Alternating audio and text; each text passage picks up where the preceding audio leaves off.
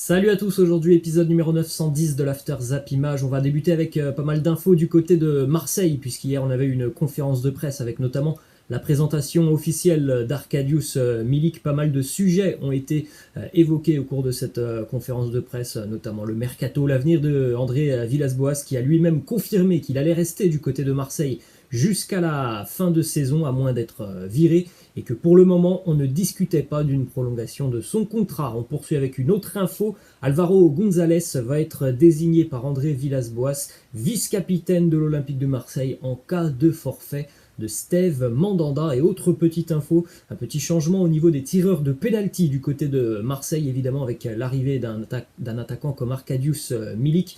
Il y a un petit changement puisque tout simplement c'est l'attaquant polonais maintenant qui tirera les pénaltys avec l'OM. Justement, déclaration d'Arkadiusz Milik qui nous dit: j'étais dans une situation vraiment difficile du côté de Naples, c'était une bonne opportunité pour moi de signer ici. J'ai vu dans les yeux des dirigeants qu'ils me voulaient vraiment et qu'ils avaient vraiment besoin d'un attaquant. Comme l'équipe, j'ai de la détermination, je veux réussir. Toujours du côté de Marseille, on en parlait déjà depuis une bonne dizaine de jours, c'est désormais officiel, départ de Morgan Sanson qui s'engage en Première Ligue avec Aston Villa jusqu'en 2025, une indemnité de transfert de 18 millions d'euros, donc évidemment ça va faire du bien aux finances marseillaises. On regarde les stats de Morgan Sanson avec l'OM, c'est 157 matchs joués pour 25 buts marqués et 22 passes décisives. Évidemment, l'OM perd un milieu de terrain, mais l'OM va tout faire sur les derniers jours du mercato pour trouver un remplaçant à Sanson. Voilà les mots de Pablo Longoria, le directeur sportif, qui nous dit: on a perdu un joueur important qu'on va tenter de remplacer, mais c'est difficile, il y a beaucoup de spéculations, ça va s'activer dans les prochains jours un peu partout. Si on a l'opportunité de se renforcer, on sera actif. On rappelle, le mercato va bientôt se terminer. Et on va terminer du côté de Marseille avec cette petite balance sur le mercato hivernal de l'OM qui a été quand même assez mouvementé. 3 arrivées du côté de Marseille et puis 5 départs.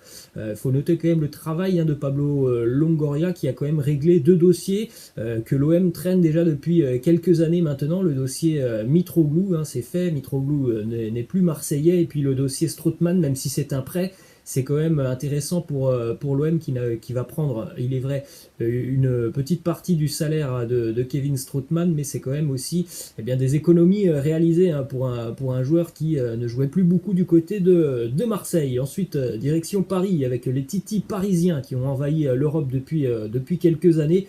La formation parisienne qui fonctionne très très bien. Malheureusement, très très peu de joueurs qui sortent de la formation parisienne restent au PSG. C'est bien pour ça que toute la liste des joueurs que vous avez sur cette image se sont exilés un petit peu partout en Europe et ont plutôt bien réussi dans leur club respectifs. Direction l'Espagne maintenant du côté de Barcelone. On connaît donc la date pour l'élection présidentielle, ça sera le 7 mars prochain, donc évidemment une date importante pour aussi comprendre un petit peu ce qu'il va se passer du côté du Barça sur cette fin d'année, et puis surtout sur le dossier qui intéresse particulièrement les fans du Barça, le dossier Léo Messi. Donc le 7 mars, on aura le nom du nouveau président catalan, et par la suite, le Barça tentera ou ne tentera pas, peut-être, de discuter avec Léo Messi. Ensuite, direction Madrid, puisque selon les infos de Sky Sports Royaume-Uni, Martin Odegaard a passé sa visite médicale hier avec les Gunners d'Arsenal.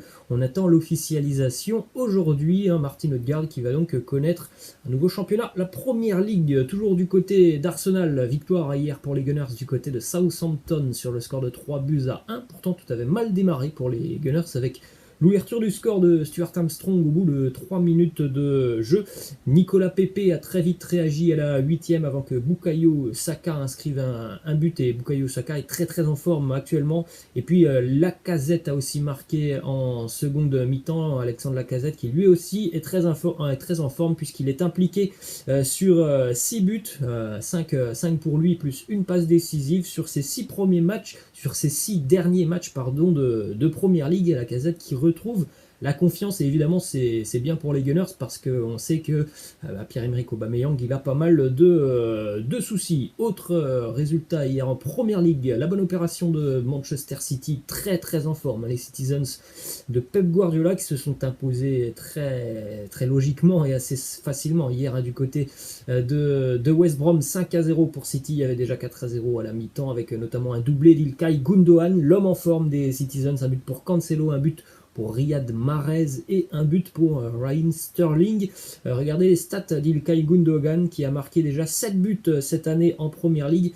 C'est tout simplement son meilleur ratio. Ça ne lui est jamais arrivé de marquer autant à Ilkay Gundogan, un joueur qui est véritablement métamorphosé cette année avec City. Le but qu'il marque hier, le premier but, il est somptueux avec une très belle ouverture de balle, un contrôle magnifique qui lui permet tout simplement d'enchaîner directement sur une frappe qui a laissé le gardien sans voix, le gardien qui n'a pas bougé, le gardien de West Brom sur le magnifique but de Ilkay Gundogan. Ensuite on regarde les stats défensives de Manchester City parce que là il y a quand même un sacré potentiel dans l'arrière-garde Citizens avec John Stones et Ruben Dias lorsque les deux joueurs ont débuté en charnière centrale sur leurs 12 matchs qu'ils ont joués à eux deux.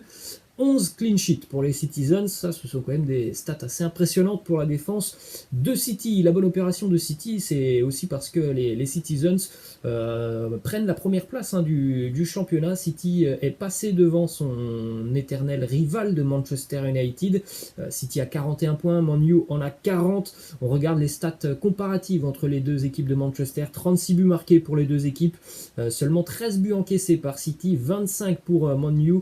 11 clean sheets pour les Citizens, 6 pour Manchester United. Ça s'annonce assez sympa cette deuxième partie de saison en Première Ligue. Il y a pas mal d'équipes qui sont toujours présentes dans la course au titre et notamment donc les deux équipes de Manchester. Ensuite, direction Chelsea, c'est officiel. Quelques heures après avoir donc limogé Frank Lampard, on connaît le nouvel entraîneur des Blues de Chelsea. C'est tout simplement l'ancien entraîneur du Paris Saint-Germain, Thomas Tuchel. À peine un mois après avoir perdu sa place du côté de Paris, il est déjà de retour sur un banc de touche. Ça sera avec les Blues. On regarde le calendrier des Blues de Chelsea qui sont en difficulté en Première Ligue. Il va falloir démarrer très fort pour Thomas Tuchel ce soir avec une belle affiche face à Wolverhampton à Stamford Bridge. Match à 19h. Et puis après, c'est quand même un calendrier, on va dire, assez jouable pour les Blues de Chelsea, hormis un déplacement du côté de Tottenham. Sinon, ce sont quand même des équipes de bas de tableau que les Blues vont affronter. Donc il va falloir prendre des points pour revenir dans la course à la Ligue des Champions avec des matchs notamment face à Burnley, face à Sheffield United, Newcastle et puis entre-temps il y aura aussi un match en Cup face à Barnsley. Direction l'Italie maintenant avec l'affiche de la soirée hier, le derby de Milan. C'était en Coupe d'Italie et une victoire de l'Inter au bout du temps additionnel. Les interistes s'imposent 2-1 face à Milan avec un but notamment pour Christian Eriksen à la 97e minute. Un but de Romelu Lukaku qui avait égalisé à la 70e. En première mi-temps, c'est Zlatan Ibrahimovic qui avait ouvert le score pour le Milan. Zlatan qui a d'ailleurs été expulsé au cours de cette rencontre. Petite info qui concerne Christian Eriksen. Hier, il est entré en jeu à la 89e minute de jeu. Il a donné la victoire à l'Inter à la 97e minute.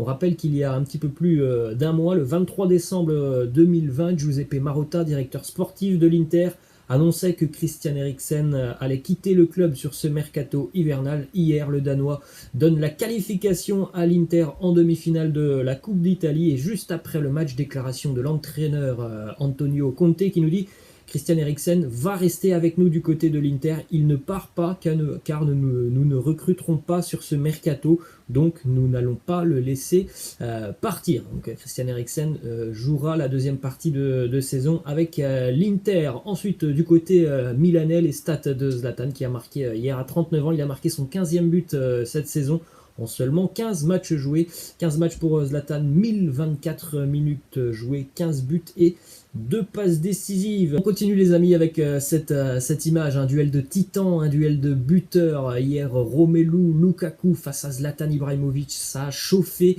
sérieusement entre les deux joueurs hier avec notamment pas mal d'insultes pendant la mi-temps entre les deux hommes. On a eu aussi droit un tête-à-tête entre les deux joueurs qui ont été séparés par leur coéquipier. C'était vraiment très très tendu entre ces deux monstres physiques. Justement, Zlatan a été expulsé pendant son match. Son entraîneur Pioli n'accable pas du tout Zlatan malgré son comportement qui a pénalisé le Milan hier. Zlatan s'est excusé après le match comme un grand champion qu'il est.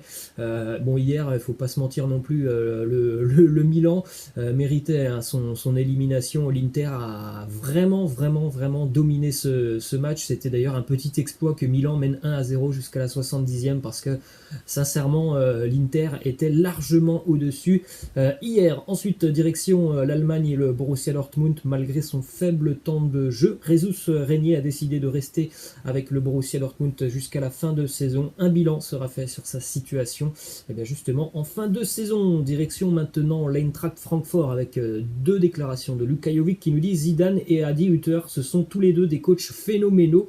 Zidane est également très bon sur le plan personnel, mais il m'est beaucoup plus facile de communiquer avec Adi Hütter en anglais car je ne parle pas couramment l'espagnol. Ce genre de détails me facilite la tâche. Évidemment, la barrière de la langue, ça a été compliqué pour Luka Jovic lorsqu'il est arrivé du côté de Madrid. Autre déclaration de Luka Jovic qui nous dit: je suis très heureux d'être de retour à Francfort, je me sens bien et ça se voit sur le terrain. J'ai marqué 2 buts durant tout mon passage au Real et là j'en ai déjà marqué 3. Le club, la ville et l'équipe sont faits sur mesure pour moi. Donc voilà la déclaration de Luka Jovic. Peut-être que oui, c'était une erreur de casting de rejoindre le Real Madrid. Peut-être que le Real est beaucoup trop grand pour Luka Jovic, c'est lui qui nous le dit. Ensuite on termine les amis avec petite info qui concerne Hulk. On rappelle que Hulk a quitté il y a un bon mois maintenant le championnat chinois. Eh bien il y a plusieurs clubs qui semblent être intéressés par Hulk. Flamengo notamment qui a pris contact avec l'entourage de l'attaquant. Il y a aussi l'Atlético Mineiro et puis deux clubs turcs, à savoir Başakşehir et Beşiktaş qui semble être assez intéressé. Voilà les amis, la fin de cet After Zap Image. J'espère que ça vous a plu. N'hésitez pas à lâcher un like. Je vous laisse et je vous dis à la prochaine. Ciao.